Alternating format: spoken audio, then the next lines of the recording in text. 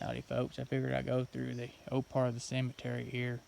Some of these headstones are getting hard to read and I like to preserve it somehow, so I figured a video would be a fitting way to do it. So here we got, I believe it says Hyrm Tackitt. Yep, that's Hyrm Tackitt. Don't know who he is. I'm kin to most of Tackitts up here. These here are spelled with the I. Mine were spelled with a E. Here we have Harvey Washington Tackitt. Don't know if there's any relation to them or not. But a good reference point is Angelina Mullins buried there. Just right in front of her is Hyrm. And over to the right is Harvey. Moving on up,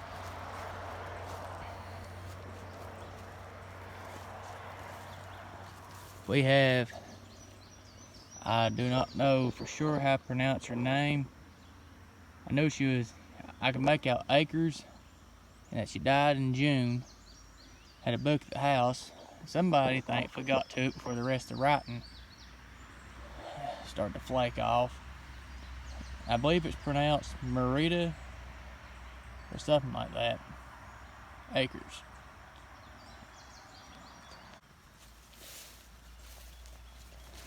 The way you remember where Miss Akers is buried is in reference to that military headstone, which belonged to my well, don't belong to him, I guess it's, anyway, that was my great-grandfather, William. Next to him is his wife, Nancy Tackitt. Her stone's almost completely faded away now.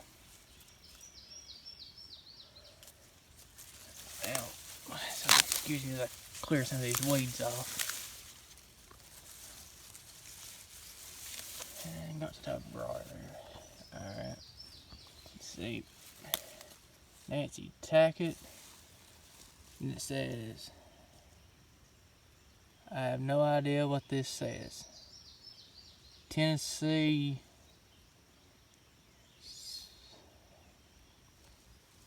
I think. I don't know, I looked at it a long time. I do remember seeing something about Tennessee on here. But it's kind of deteriorated. Now, little side note, William here, he's got a brother, his name slips my memory at the time, buried right over through there. And his son, William Jackson, is buried in a little gated off part over here. And William Jackson's son, who was my great-grandpa Orland, buried right here. But enough of my family history. That brings us on to let's get on to some of the old graves.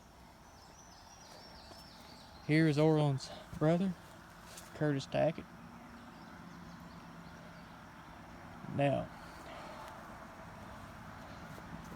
what kind of threw me off when I first found this was I did not know that my Al Tackitt's grave was actually about 3 foot down from the marker, and the stone was erected on top of the old grave. So I was only 3 when she passed. And over here, Curtis's other brother, Arthur Tackitt, died in 1914, born same year. The way I know that is his mother died in childbirth. So, it's the year she died. That's how I was able to marry that, but she's actually buried there next to Papa Orland. And here is Bobbie Lou Tackett. I made a little wooden stone for her. But that deteriorate relatively quick, just a piece of rough sawn pine. But she was the daughter of Ballard and Ora Tackett, and Ballard was a brother to Orland over here. I thought for years my Granny Ordale was named after her daddy, but she wasn't. She was named after her aunt.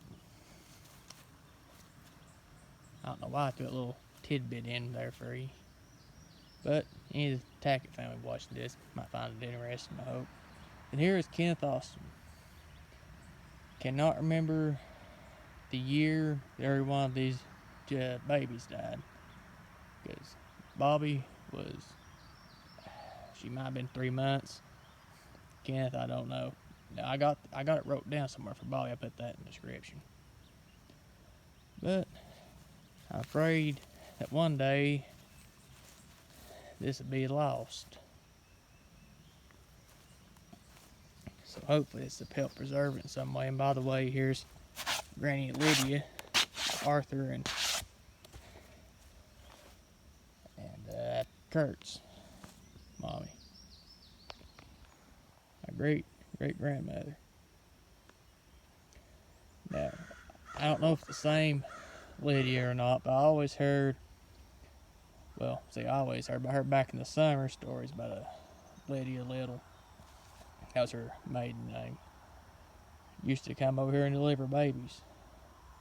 Used to ride from, I think it's the head of Weeksbury, and she'd come out, cross over the mountain up Marshall Branch, deliver babies over here, which is quite ironic.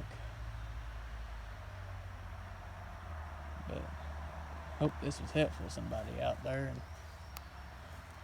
if anybody wants me to actually go around and show the full family tree, so to say, I like to shoot something like that. But if this video catches any traction, I might do some follow-ups.